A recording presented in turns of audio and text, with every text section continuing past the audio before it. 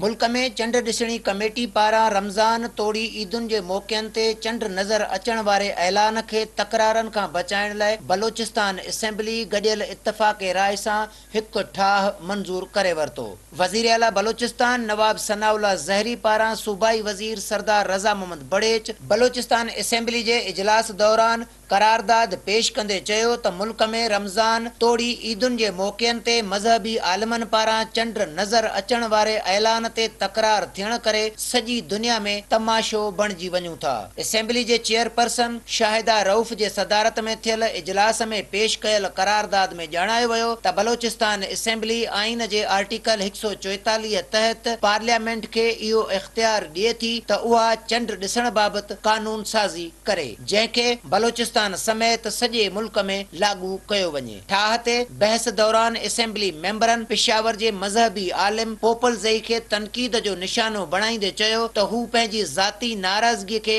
मज़हबी अक़ीदनि ख़िलाफ़ इस्तेमाल करे थो, जंहिं जे नतीजे में रोज़ो तोड़ी ईदूं हिकु ॾींहुं मल्हाइण बजाए ॿ थी वञनि थियूं। बलोचिस्तान असेंबली ठाह में वफ़ाक़ी हुकूमत खे सिफ़ारिश कई आहे त चंड ॾिसण बाबति जदीद साइंसी औज़ारनि खे बि इस्तेमाल कयो वञे, जीअं सॼे मुल्क जे अवाम जी बेचैनी खे ख़त्म करे सघिजे। कैमरामैन यासीन बलोच सां गॾु हकीम सेठार, सिंध टीवी न्यूज़, क्वेटा।